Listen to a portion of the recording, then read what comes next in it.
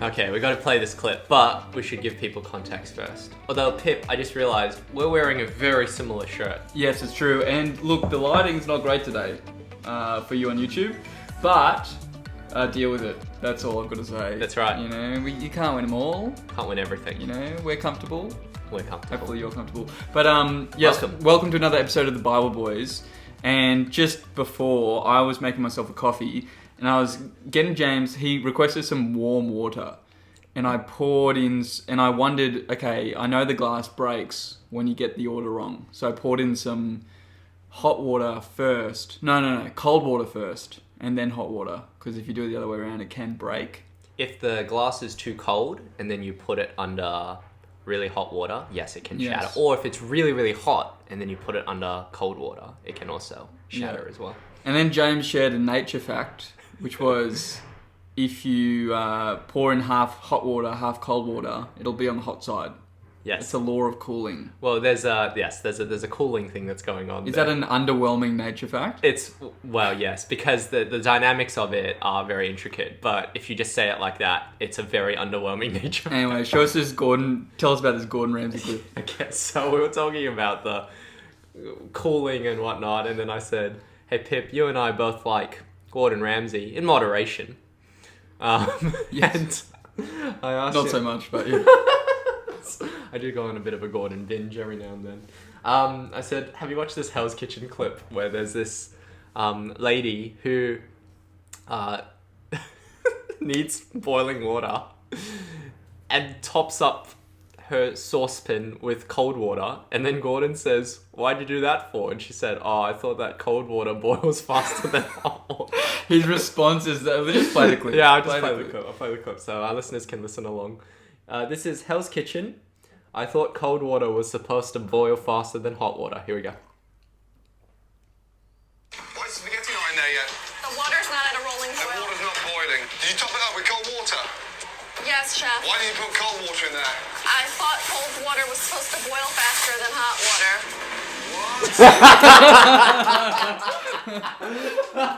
What?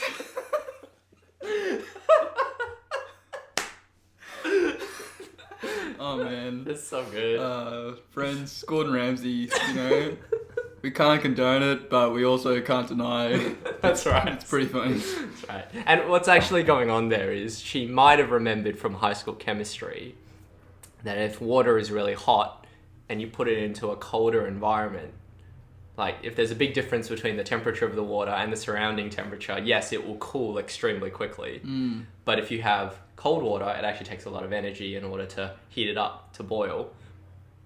But she didn't remember that second part. She was thinking, hot water cools very quickly, probably. Yeah. You know that thing where if you take boiling water and you like toss it up in the air in like a really cold climate, by the time it lands, it will be ice or snow. Did you know that? I did not know that. Yeah, there's some cool clips. Anyway. I'll YouTube it later. Yeah, that's there you it. go. Any little funny little quip to begin today's podcast. That's right. Yes. Anyway, what else has been happening in your world? Well, last night, Viv and I were... Actually, it wasn't last night. It was a few nights ago. Viv and I were thinking about something, and I said, hey, did you know that I think there are some Arnold Schwarzenegger movie quotes that could actually be definitions of areas of theology? Really? And I said, I need to share this with Pip on the Bible Boys. Alright, so hit me up. So you go, get to the chopper. Is that one? Well, that's a quote. Maybe, well, what do you think? Get to the we need to get to Jesus. Right. Not the chopper. Yes. Jesus is the chopper. That's right. Well, I had a few that we went through, that Viv and I sort of talked about. Second coming. Well, yes. Well, what I wanted to do was I wanted to say the area of theology, then I'll play the clip, all right, and then you tell me what you think the area of theology. Though that being said, you may know a lot of these words as well. I'm ready. Okay. I'm ready. So just give me one moment, friends. I have a soundboard in front of me. So good. An Arnold Schwarzenegger soundboard. Yes, I just got to get it out. And how big of do you have a favorite Arnold Schwarzenegger? I like Kindergarten Cop. Yes, classic. Who's your daddy and what does he do? Is that one as well? Is that Yeah, it is. You know what? I shouldn't have asked you. I should just play these. All right, so we've got eschatology, and the quote is, I'll be back. Second coming of Jesus. Second coming, right, yes. Nice. study of the last things. Yes. Yes. Excellent. And Jesus will return one day. Okay, so it's an area of theology. That's right. That we're going to come up with. That's okay. right. That's right. Okay. I seem to remember that this one actually isn't on the soundboard, so I'll just go ahead and say it. Oh, what is it? Soteriology. Come with me if you want to live. Nice. Soteriology for the listeners at home and me. What's that again? It's this. It's the area of theology where you talk about salvation. Oh, okay. How you're saved. So come with If you me want if you to want to live. Yeah, great. Awesome. Nice. What's another one? So we've got so we've got so there are we've got three persons of trilogy Trinity. You got Christology, which is study of Jesus Christ, second person of the Trinity. You've got pneumatology, which is study Spirit. the Holy Spirit. There you go. And then you've got patriology or patriology, Father. the Father, which you go. is just Who is your daddy and what does he do? Yeah, good. Good. I like that. you like it? You like Yeah, it? it's good. I think I had one more. What was it? What was the other one I had? Oh, okay, cool. This one's good. All right, cool. So I'm going to say the area of theology. Mm-hmm. It's hamartology or hamartiology. Mm-hmm. Actually, I can't remember. Is it theology or hamartology or We'll go with that. hamartiology? Anyway, and this is the Arnold Schwarzenegger quote that goes with it. Stop it! So is hamartology sin? Yes, that's Yes. it. Okay, right. Gotcha. Study of sin. The study of sin. Yeah, that's right. There you go. That's This would be a great course on like an overview of different theology topics and all yeah, that, that's right. There you go. So obviously there are lots of quotes that I wouldn't want to play, but Sure. I sort of had some fun with Viv and I were chatting, and I was having fun with the Arnold Schwarzenegger soundboard and being like, oh, I feel like that's Yeah, nice. that could be with that area of theology. Definitely. What are some other quotes? Get down. Get down. Theology of worship. Yeah. Get down. Yeah, that's good. That's right. I like that. Another one. If it bleeds, we can kill it. Theological anthropology, study of man or humanity. There you go. Nice. That's another one. Anyway, there you go. There was. Never mind. I was thinking about like study of Revelation. Mm-hmm. But now I'm confusing whether or not it's an Arnold Schwarzenegger quote or not. Okay. Oh no, but there's that Samuel L. Jackson quote. It's like, English, do you speak it? I'd like to see a Adam Sandler Soundboard if one. you could for next week. That'd be excellent. That'd be great. That's right. Just go home. Go home. Don't you want to go home? Are you too Answer good me. for your home? Are you too good for your home? The study of heaven. Yeah. Nice. It's good. Good. That's right. Anyway, that's good. that's what I was thinking Nice. about. Love it. That's awesome. What about you, Pip? What have you been thinking about? Or what's been happening? Okay, a couple things. Other day, our shower's been leaking. Oh. And so I had one solution, so I've had another solution. We've been filling up our a bucket as it leaks, but the problem is the bucket's been splashing onto the ground, and that's the real problem because no one likes a wet floor when you go to the bathroom. Mm-hmm. So my solution was to turn the bucket upside down so that the drops hit the side of the bucket Ooh. and kind of don't splash at all. Right. The water wastage continues, the leak continues, but the ground stays dry. Yes. Because we're only going to live here for another couple of months. So I thought Next person's problem. it's a band-aid solution. Yeah, gotcha. So, but she wanted to fix it properly. So we drove to Bunnings. Yes. Got a tool to kind of like screw out one of the things to fix it. Yeah. On the way back, we hit a nail in the Oh, road no, and yes. our tyre kind of popped. Yes. Came back, we made it home. There was making a weird noise. The tool didn't fit. So we left with one problem. Yes. Came back with two problems. Yes. And now the wheel has been fixed, Yes, kind of. yes. We've got another wheel on it. The shower is not fixed, so we still have that one problem. Yes. So that's the story of my week. Yes. Really, in You tried terms to of fix one trying problem? to fix some house problems. Yes, that's it. But another thing that's been happening is... but here's the thing. At the Bunnings shop, one of the guys, He was like, "Oh, hey mate, how you going?" Went to shake my hand. Yes. Now, What'd you do? It's COVID, Yeah. you know. So I thought I don't want to be that guy Yes. that turns down a handshake. Right. So even though I've been avoiding handshakes for a long time, it was very unnatural. Yes. I went for it. Gave him a went for handshake. it. It was probably the first handshake I'd given someone in months. There you go. And How'd it go? Are you alright? I am still thinking about it, obviously. Yes. I'm Do you not- have any symptoms? No symptoms, except for maybe a confused heart. But that's also normal as well. Yeah, that's all. That's right. So no, that was the first handshake in a long time. That's right. But no, it was good. But no, I showed you this. I linked you this video. Yes. And I've been obsessed. I've watched this video like 3 or 4 times in the Really? past week. It's Wow. this video that's on YouTube. It's called the history of the entire world. Just about that sort of thing. Yeah, it's the history of the entire world, I guess. Yeah, oh, right. And it's by this guy named Bill Wirtz. Yes. And he does these retro songs. He did all the music, Yes. did all the editing, Yes. did the research. It took him 11 months to make this video, and now it's got like 105 million views on YouTube. Yes. It's like a 19-minute long video, and you watch it, and you're like, oh my goodness, I feel like I just learned so much, Yes. and yet I learned nothing at all. And you got to watch it a few times, but it just gives this like pretty detailed but funny and kind of, you know, skating Yes. around the edges of a few things. Like, yeah, if you're watching it, YouTube it right now. Bill Wirtz, history of the entire world, I guess. It'll change your life. 20 minutes right. will change your life. Loyal listeners, we've got a bit of a language warning on it as well. Oh, for But, sure. There is a little bit of swearing. Yeah, that's right. So, But yeah, it's a fascinating video. yeah. But it got me thinking. Yes. Is there anyone out there that's done a skate through of the Bible? Mm-hmm. And not just like, I mean, the Bible Project, they do like, they do explainer videos and they talk about the different categories and genres. They haven't done a whole Bible video. They've done a New Testament video. They've done an Old Testament video. They haven't gone from Genesis to Revelation doing, you know, this is the storyline super quickly. You know, this is everything that happens like really, really quickly. Yes. You know,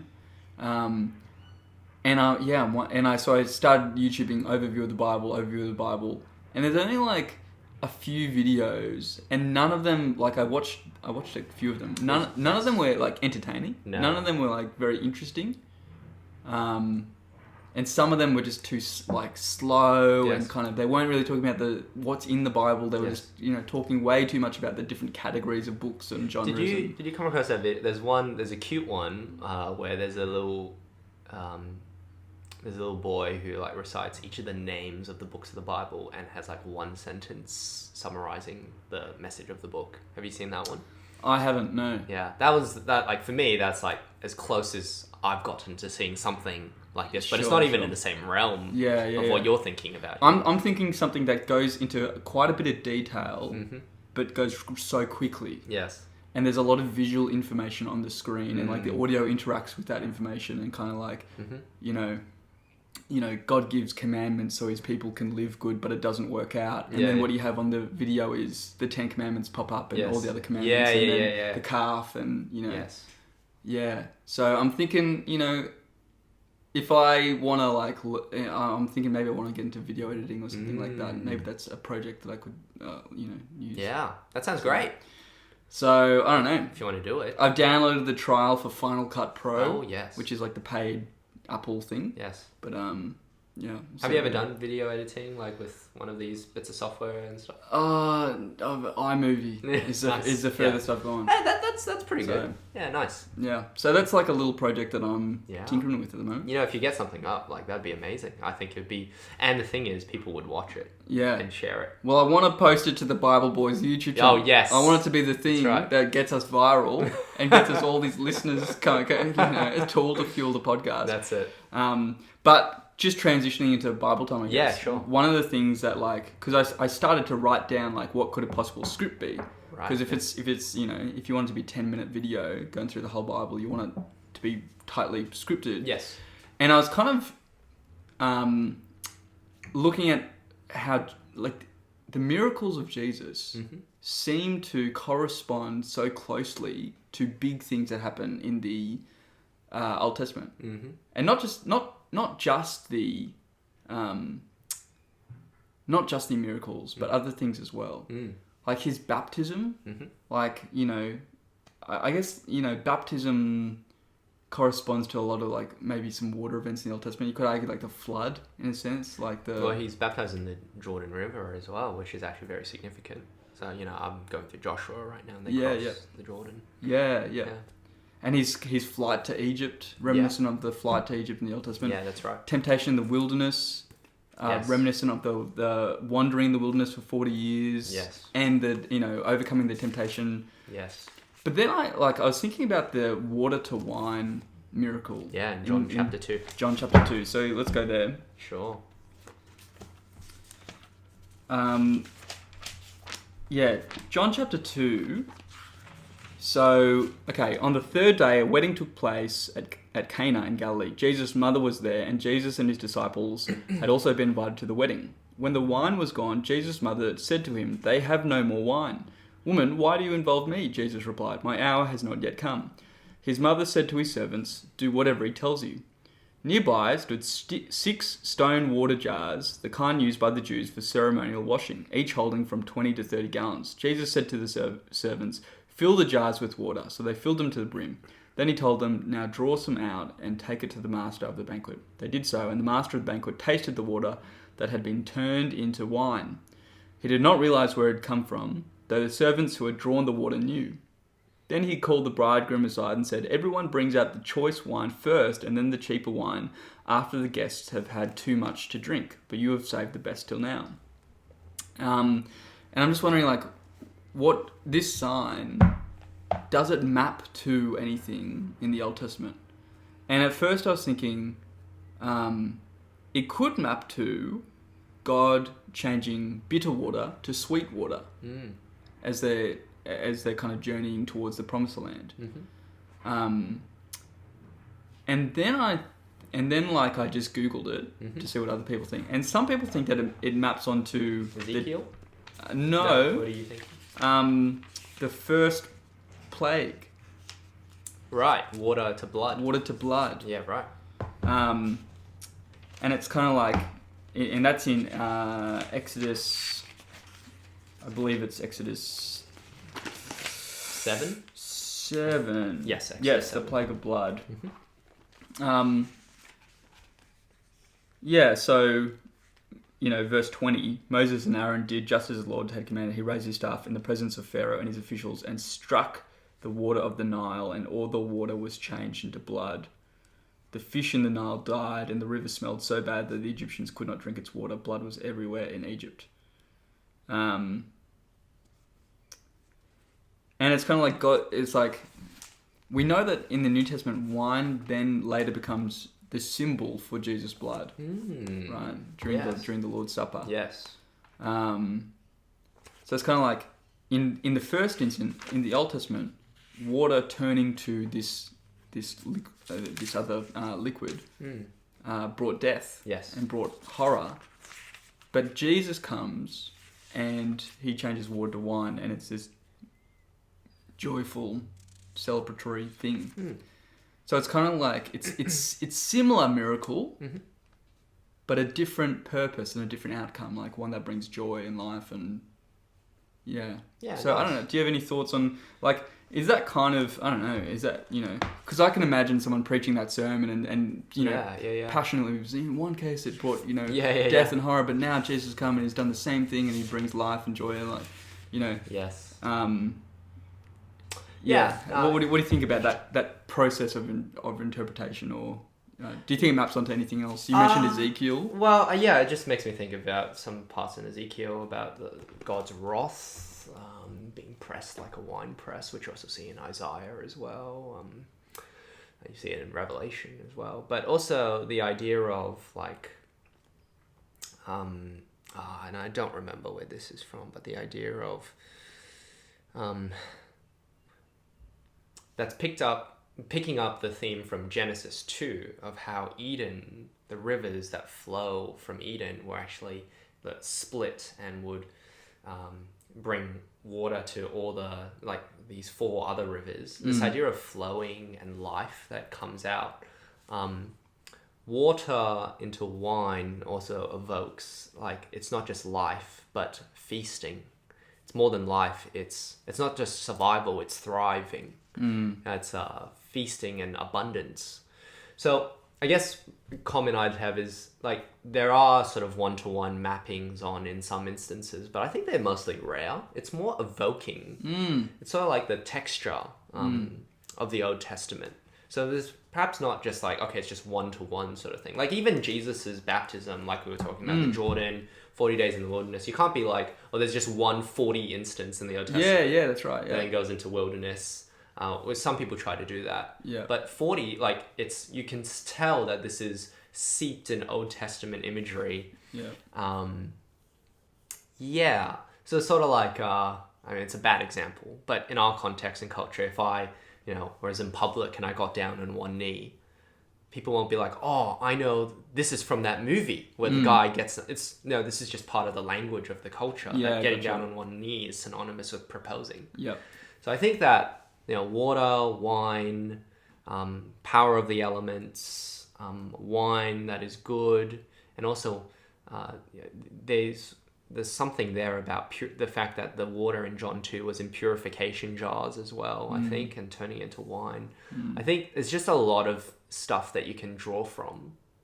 Maybe not a one-to-one thing, although I might be lacking some particular insight. Yeah, I guess like maybe just symbolism in general. Yes. Just like symbolism is more Yes. way to go. Like, Yes. which kind of, when you think about it, blood is such it's a symbol of like horror and death, but it's also like the lifeblood. When it's spilled, it's, in the Nile or Yes. animal shedding, it's quite a horrific thing. Yes. And then when he applies, I mean, the wine is a symbol of celebration and good times, and so when he says the wine is my blood, bring those two things together. It's like, from now on, when you enjoy drink, think about my death. Yes. It's like the horror of my death is actually joy for you. Yeah. Yeah, that's right. But anyway, so that's just one thing. But like, there've been heaps of things, like his 12 disciples, 12 tribes, like, even like feeding the 5,000 with the bread, the manna from heaven. Yes. But even like, there's another story, I think it's with Elisha, where he feeds a lot of people with some bread. Yeah, that's right. It's like the same, and it's the same miracle. This is the thing that, like, if you look at where in the Bible, there's a high concentration of miracles. It actually shows up 3 times. So the first one is in Exodus, and with the plagues of Egypt, and also the Israelites coming out and wandering in the wilderness. So there's that period. There's the period of the prophets, especially with Elijah and Elisha. And then there's Jesus and the apostles. And actually there's 3 very key, those are 3 key parts in the history of the story of the Bible, where there's actually concentrated periods of miracle activity, which might actually help us understand their purpose as well, which is to authenticate the fact that God is doing something very special in that moment in the history of the Old Testament and the New Testament, and what he's doing in revealing himself. Yeah. So it actually, I've been reading a book that has been drawing quite a lot actually from Elijah and Elisha, and showing how certain things that happen in their life help us understand what came before, and also what Jesus does in his work. Yeah, right. It's about the ascension, the book I'm reading. What's it called? Oh, good question. Is it the one you posted? The Ascended... No, so I posted a book. So listeners on our Instagram, Bible_boys with a Z, I'm going to start posting 1 book a week, 7 weeks, 7 books that I've enjoyed reading this year. So this one I'm reading right now is about the Ascension, and about how the Ascension of Jesus is crucial to understanding his victory in the gospel. And in fact, it's the claim made in the book is that it's the neglected doctrine, that we focus a lot on death. There's been a resurgence in focusing on resurrection and the importance of resurrection, but ascension, we don't think about how necessary the ascension was to his work. And part of the thing was this idea of mountains, and ascending the mountains is actually a really crucial thing that you see throughout the Bible. Right, okay. So it actually starts back in Garden of Eden, which I'd never seen this before. Garden of Eden was on a mountain. Is that right? Yeah. Where does it say I that? know, it's crazy, right? I read that, I was like, wait, what? So let me show you two passages that show us this. And then I'll show you the theme that the author was showing. So first of all, Genesis 2. You've got Genesis 2, verse 10. A river watering the garden flowed from Eden, and from there it was separated into 4 headwaters. Now, when a river flows from a place, it's got to be elevated. Wait a minute, let me do that in my head. It checks out. It checks out. It's gotta be elevated. I know my physics. And then when I read that, I was like, okay, but you got to show me a bit more than that. Yeah. Like, it's not clear there, right? Yeah. But then there's another part where you could actually like see this, and it's Ezekiel 28, I think it was. I don't have the book with me, but I think it's Ezekiel 28. And let me read verse 13 to 14. So Ezekiel 28, 13 to 14. You were in Eden, the garden of God. Every precious stone adored you. Carnelian, chrysolite and emerald, topaz, onyx and jasper, lapis lazuli, turquoise and beryl. Your settings and mountings were made of gold. On the day you were created, they were prepared. You were anointed as a guardian cherub, for so I ordained you. You were on the holy mount of God. You walked among the fiery stones. And there's another passage, but I can't remember which one the author cited. Okay. But the idea that actually Garden of Eden... So hold on, wait. But, okay, just going... Okay, I like that. Going back to the Genesis thing, it said the river flowed from Eden to water the garden. No. From Eden. Yes. Sorry, the water that was watering the garden flowed from Eden. Right. So it's watering the garden and it comes out of Eden. Oh, so it's still the Garden of Eden? Yes. Eden's still... Is Yes. it a little garden on top of a mountain? Is that what you're saying? I don't know how big the garden was. But I mean, if the mountain is comes to a point... You're thinking of like a cartoon style Yes. where there's like it's at a point and Yeah. no, I think it is a garden. But Okay. the point is that it's an elevated garden such that the river flows from it. Could be an active volcano, maybe. There you go. That's right. It's really lava that was flowing. Yeah, there, that's right. Okay. But the idea is that when Adam and Eve were cast out of the garden, not only were they sent east of Eden, but they were also descending from the mount. They had to leave that high point, which then actually helps you also understand, well, what goes on with Noah and the ark. Noah and the ark, when the 40 days and 40 nights are over, the ark rests on the top of a mountain. Yeah. Because the idea is that actually there's a sense in which they've been saved from the judgment, but also it's an elevated status. But then when they come out, they go back down, we see that actually sin continues. Tower of Babel, what are they trying to do? They're trying to ascend. Trying to build a man-made mountain. A man-made tower, right, to get back to God. Yeah. Yeah. And then you've also got other mountains, like, skipping a bit, you've got Mount Sinai, where actually God gathers his people. It's not just that they are to gather, it's there to gather, to meet and worship God at the mountain. And then you've got Elijah and Elisha. There's a really important set of scenes that happens on the mountain.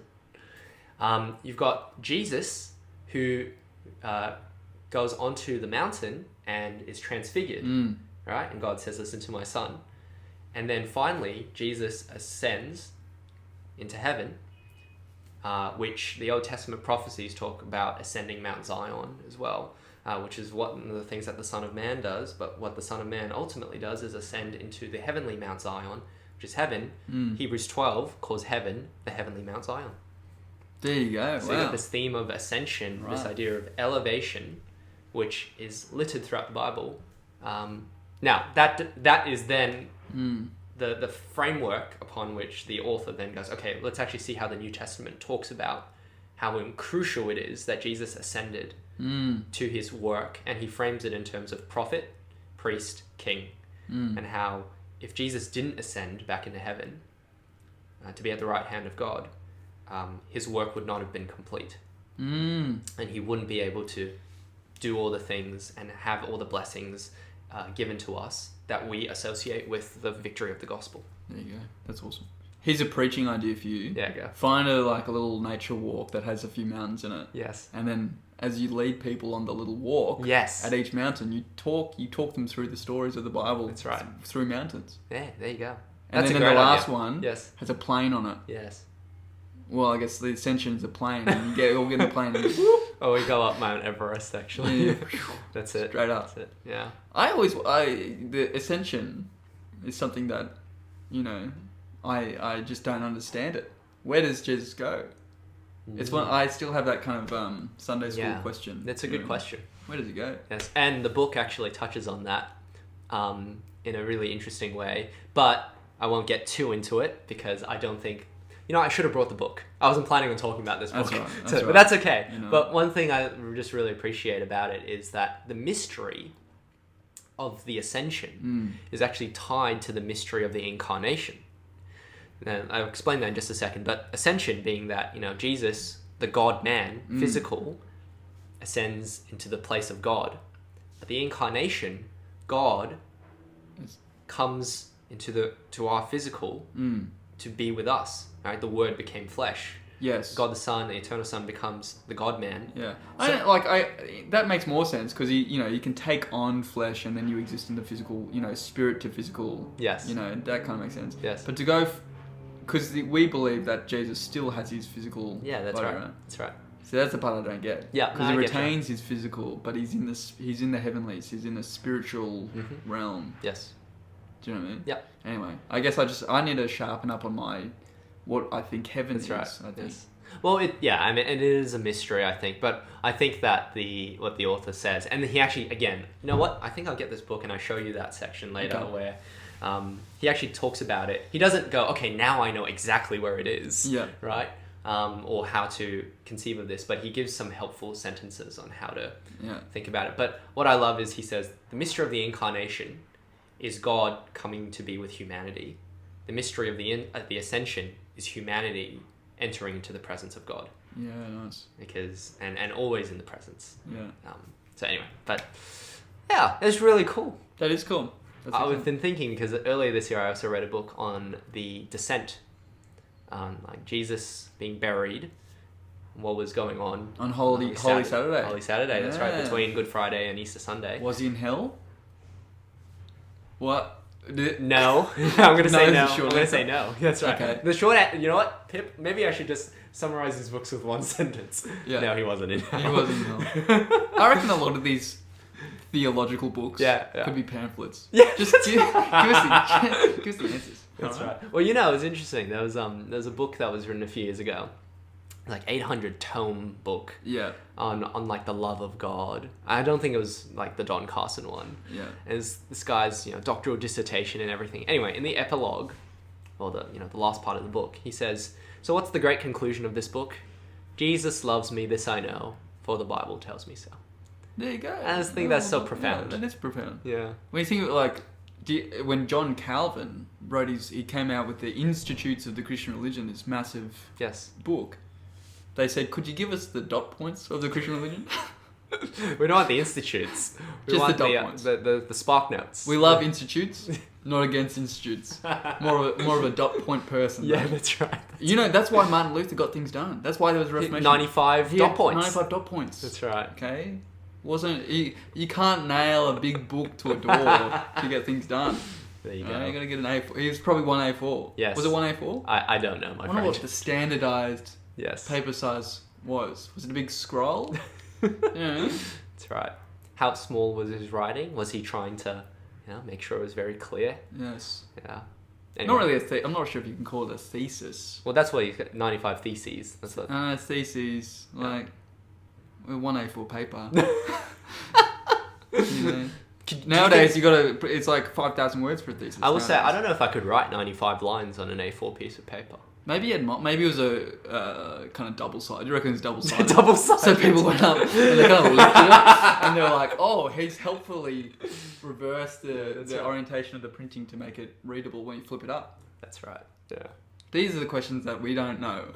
the But answers to. you know what? In new creation, when we see Martin Luther. the blessed face of God, Yes. the blessed face of Christ, Yeah. and we're in the presence of God. Yeah. Well, after we're done with the first 10,000 questions, We'll get to. we'll get to Paul, and Yeah. we've got a few, and then eventually we'll get to We'll get to Peter. we'll get to Peter. What were you doing when you betrayed Jesus That's 3 right. times? We'll eventually get to Martin Luther, and we'll ask him. Yeah.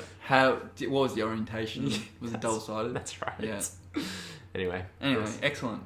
Bible right. time. Yeah. Good times. one of the things I do want to just flag though about that book, now that we're talking about it, is I think it's very helpful that the book says, if you see how crucial the ascension is, you will really believe Jesus when he says it is better that I go and send the Holy Spirit in John 14-16. Yeah. Because that's the author says that, you know, he believed it, but then this really helped him to believe it. He's like, oh right, if Jesus really didn't ascend, we really wouldn't have all these amazing benefits. Anyway. Nice. Oh, another cool thing. Sorry, Yeah, I just keep going. No, go on. I'm loving it. Bible trivia. Who does the New Testament say is our advocate? You might say, oh, sorry, you go. Yeah, how do you answer that? The advocate. I Who's want to the say. advocate? I want to say. Either, or for some reason, and I could be wrong. The Father. No, Jesus. One of them. Advocate, yeah. Well, Jesus is actually called the advocate, Yeah. and the Holy Spirit is called the advocate. Ah. So in John, is it 16? John 16. Oh, sorry, John 15, verse 26. He says, "When the advocate comes, whom I will send to you from the Father, the Spirit of truth, who goes out from the Father, he will testify about me." And then, John 14, verse 26, he also calls the Holy Spirit the advocate. So I actually think that for many people, including myself, if you say, who's the advocate? I'd first say the Holy Spirit. But actually, in 1 John chapter 2, verse 1, it says, "But if anybody does sin, we have an advocate with the Father, Jesus Christ, the righteous one." So we actually have two advocates, at least. Nice. And the author says, the Holy Spirit is our advocate who dwells in us and with us. Jesus Christ is our advocate right now in the presence of the Father as well. Nice. That's awesome. And, he's like, I'm drawing a distinction here, but yeah. Anyway, that's cool. That's two advocates. Nice. Awesome. Do you want to hear another piece of Bible trivia? Please.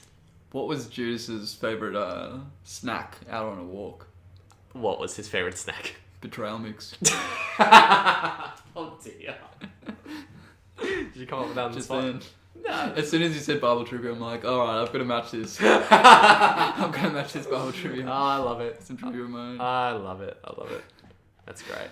Have we got any messages in the old email, in the old Gmail inbox? We do. Oh, hello. Listeners, you can email us at thebibleboys@gmail.com.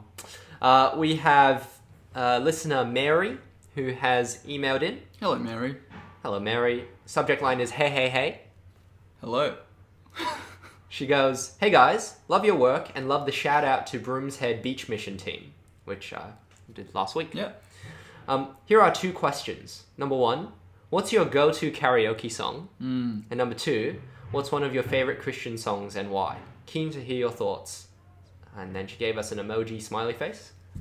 And she signs off Oh, as it was Mary. like one of those ones with the closed eyes. It was and like very the contented. rosy cheeks. Yeah, a So- contented smile. Contented emoji. smile, that's right. Well, Mary, thanks for emailing us. Pip, what's your go-to karaoke song? Mary, I used to know all the words to Billy Joel's "We Didn't Start the Fire," or is it "You Didn't Start"? Someone didn't start the fire. We didn't start the fire, I think. And because it's like Yes. packed full of lyrics, and I used to Yes. be able to nail them all. Yeah, nice. "You're the Voice," John Farr, Oh, another classic one. Mate, I'd love to hear you sing that sometime. "Wasabi" by Lee Hardy. Another one. I'm listing my got a probably lot. top 10. You've got a lot. You can't, Shannon Knoll, obviously, Yes. What about me? What about or me? Lift? Lift, Yes. Also a massive fan of, what's that one?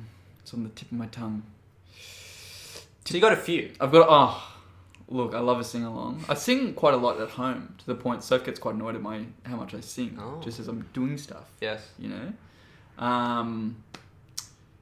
But a seal? What's that song? Kiss. I can't remember the name of the song. I'm not very good with A Rose song on the titles. Grave or something. Yeah. There's a few there that I like to sing. But what about you? There you go. Karaoke song? It depends on whether I'm being serious or not. But to be honest, I can't leave a karaoke sesh without bursting out Bohemian Rhapsody by Queen. Nice. You need a few people behind you Yeah, you're doing that's that. Another one of my not serious ones is I like doing all the parts to Les Mis's One Day More. All the parts. I do all the parts. Oh my goodness. Do you want to do it now or? No, I really shouldn't. Right. But We'll save it. it's one of my favorite things to do is to do all the parts to One Day More. Nice. Wow. If I'm being serious though. Yeah. Because karaoke's serious business. Well, once you've loosened up a bit. It gets more serious the more you loosen up. Yeah. Yeah, that's right. I like Numb by Linkin Park. I become so numb in you. That's right. Yeah. To be honest, I don't. So those are like go-to. Okay. I've got I will sing a bunch of things. Yeah. Big Green Day, maybe? Oh yeah. Boulevard of Broken Dreams. Yeah. That's right. I do remember there was a time when I just always wanted to sing Skater Boy by Avril Lavigne. Oh yeah, nice. Simple Plan. Welcome to my life. Yeah. Even though it's a very Teenage Dirtbag. Teenage Dirtbag. Yeah, that's it. Important. Yeah. Good. There you Nice. go. And what about and Christian song? Christian songs? That's right. I really like one of my favorite songs, Christian songs, is "The Creed" Yes. by Hillsong. Yeah. Nice. This I believe. This I believe. Yes. There's a YouTube video where John Dixon is explaining how that song got written, Yes. and he essentially tweeted at the Hillsong creative team Yes. and said, someone should make a song based on the Apostles' Creed. Yes. Wouldn't that be awesome to be able to sing it? I saw that tweet when it went out. Really? Because I was on Twitter at that point.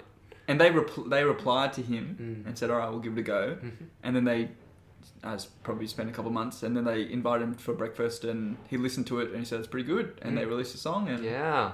I love it. It's just so It's a great song.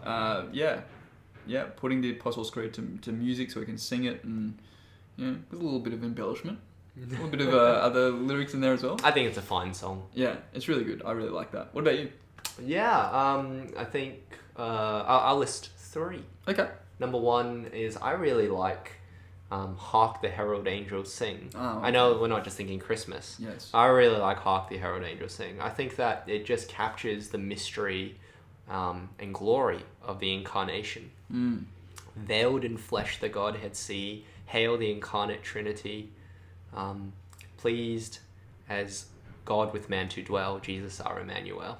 So it's just rich with theology. Nice rhymes as well. Yeah, that's right. You could probably rap it. I'm going to try. Hark the herald angels sing. Yes. I like that word hark. Good use of hark. Wait, I just realized. I think I misquoted it. No, I think you got it right. Peace on earth and mercy mild, God and sinner reconciled. Wait. Veiled in flesh the Godhead see, hail the incarnate Deity. Deity. I said Trinity, so it's deity. Close. I need a refresher every year. You know what I mean? that's Like right, we're that's almost up to Advent. Yeah, and We're it's just, almost it's up like to- one of those, it's like a movie. It's one of those songs that you really only sing once a year. Yeah, And that's sort of pretty thing. much enough of it. Yeah, that's you it. know? That's it. So that's number 1. Number Yeah. 2, Be Thou My Vision. Nice. I really like Be Thou My Vision, especially when people actually sing the 3rd verse, Okay. because we usually skip the 3rd verse. What's the third? How does that Be go? Thou my battle shield, sword for the fight. Be Thou my armor, and Be Thou my might. Or is it my delight? It's my might, I think, yeah. But yes, when we talk about the battle shield and the armor, I love it. I like it because it's such a profound prayer of delighting in God and treasuring Him above all else. Nice. So I love it. And if you want a dubstep remix of that song, just go to soundcloud.com/pip-witheridge. I I think we've played it on We the probably have podcast played it on the before. podcast before. I'm gonna listen to it later. That's right. Maybe I'll get it out while I'm also saying my third one. Sure. What's your third one? My third one is I really like We Belong to the Day by Emu Music. I just think it's such a... There aren't many songs about the return of Jesus, I've realised. Can you think of another song about the return of Jesus? See Him Coming? Oh, yes. That's a good one. Yeah, that's a good one. Yeah. So I don't feel like there are many... Backstreet's Back. Hey, by the way, the other day I was reading an interview. Do you know that one of the original Backstreet Boys is a Presbyterian minister with Ligonier Ministries in No America? way. Yeah. His name's Burke Parsons. He was one of the original Backstreet Boys, and right before they started recording their first album, he left the group because he's like, I don't think I can do this. And then the producer of the band, he also went on to start NSYNC and reached out to Burke and said, I want you to be the first one to join NSYNC. So was he in NSYNC? He was not. He He's said like, no. I can't do it. Yeah. So even after the success of Backstreet Boys, Yes. he turned down NSYNC. Well, he said that the turning down NSYNC was even harder than leaving Backstreet Boys. But anyway, sorry, that's just a side note. No. But yeah, I really like We Belong to the Day. I just think it's a wonderful expression of hope that we have, even like as we look forward to Jesus returning, even though we know that judgment is coming, but we have a strong as a mighty rock refuge in the coming wrath. Yes. And also it's a call to evangelism as well. Yeah, nice. I tend to listen to We Belong to the Day before I preach. Okay, there Just you as go. a personal thing I do. I'm not saying everyone needs to do this. Yeah, wow. Yeah. Anyway. Cool. I also like Hallelujah. Oh, yeah. You know, there's this big gap in one of the lines. Yes. I don't think they quite got it right. But let Really? me sing it. It goes like this. Yeah. You were as I, tempted and tried. Human. Next time you sing that song, just remember that gap. It's a little bit too long for my Yes, liking. there you go. There is that song. Oh, actually, no, mine. I was thinking about So it. have you got this up? I've got the Be Thou My Vision dubstep remix. Do you want to listen to it? Let's listen to the Be Thou My Vision dubstep It remix. might be edifying.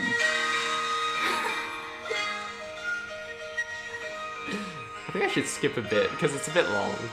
Well, I think that people want to listen to it, to be honest. I think, like, the more, the better, in my opinion. Let's just talk over it for a bit. I just don't know when the drop is.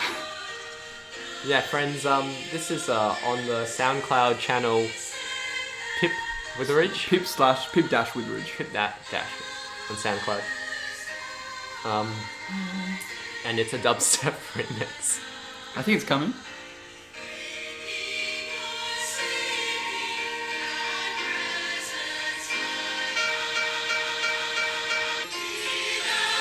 What?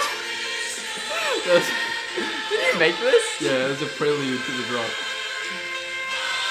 I don't remember this. Some of our listeners are wondering what's happening. What you're about to listen to has been described as the audio Mona Lisa. I think this is it.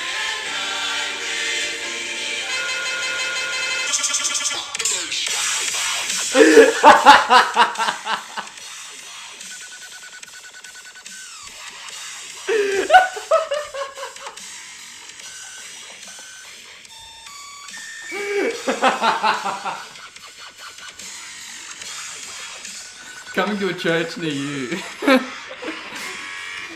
Imagine if they got that going at early morning church. Yeah, someone's just like, quick, need to find a recording, we're about to play it. Oh man.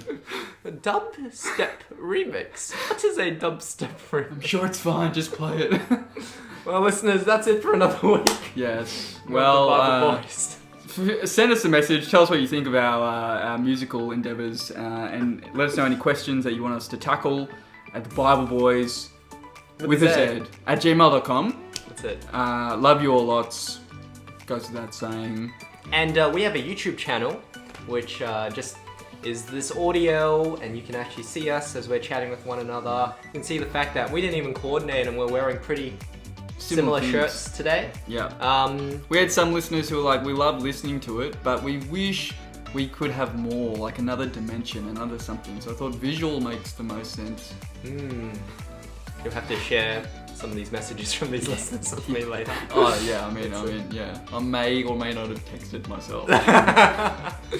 Thanks everyone, and we will catch you next week. See ya.